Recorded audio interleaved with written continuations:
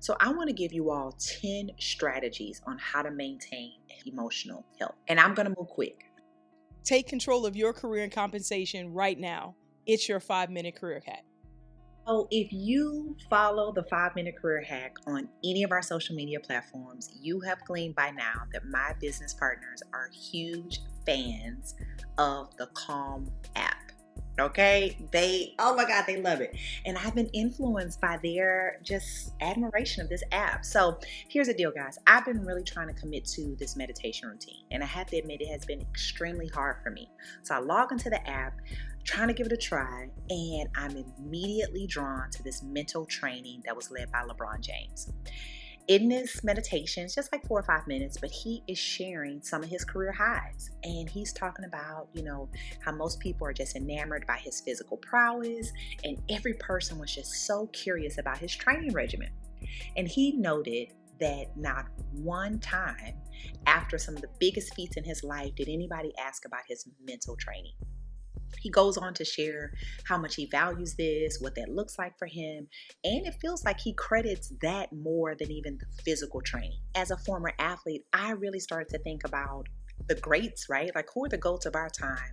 And I'm curious if anybody has asked them about their mental training. So I looked up Simone Biles, Serena Williams, Tom Brady, Tiger Woods, and Michael Phelps. People with decades and the largest wins ever, right? I did not find one interview where a journalist asked about their emotional or mental training. So I start to think about myself. How do I practice healthy emotions? How do I train my mind to create healthy emotional routines?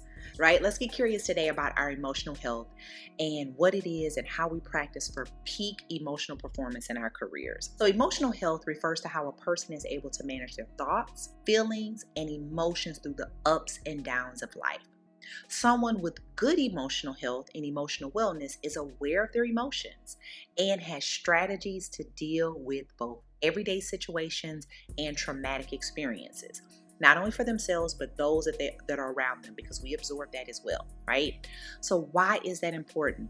Having good emotional health is a key part of fostering resiliency, self-awareness, and overall sense of well-being. Our emotional health also plays a role in how well we interact with others in the workplace, including how we take and respond to feedback and criticism, how we give guidance, and how we observe and interact with others around us and what they're doing and why. So I want to give you all 10 strategies on how to maintain emotional health. And I'm going to move quick. We have been polling all year long. We've been asking, what do you need us to talk about? What do you need us to coach you on?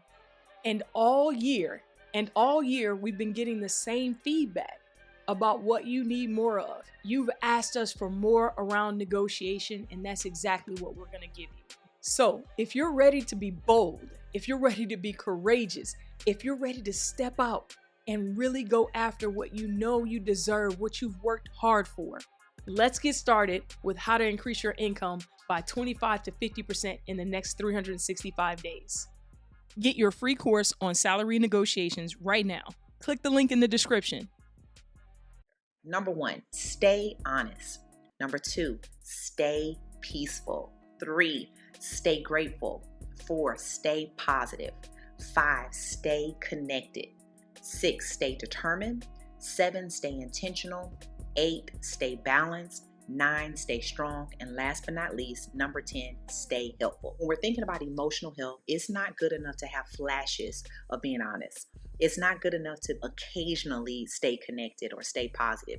It has to be perpetual. We don't always talk about emotional health and give it a real life example. So we want to talk about one of our clients, and the name has been changed, but Kim is an experienced nurse who has been working 50 hours a week due to the increased demands in her unit. Kim also cares for her elderly father when she's not at work, which doesn't leave her much time for herself. Kim, because of the stressful and emotional nature of her job, has developed strategies for herself and practices that she uses to manage her professional and personal stresses. She journals every day, and she tries to note 5 things that she's grateful for. She makes time every Saturday morning to meet up with friends at a local dog park. and they walk their dogs together. She looks forward to that. Well, she makes the most of the benefits her employer provides by going to the gym regularly and visiting her massage therapist once a month. Now, the practice of journaling helps Kim de-stress and gain clarity in her thoughts.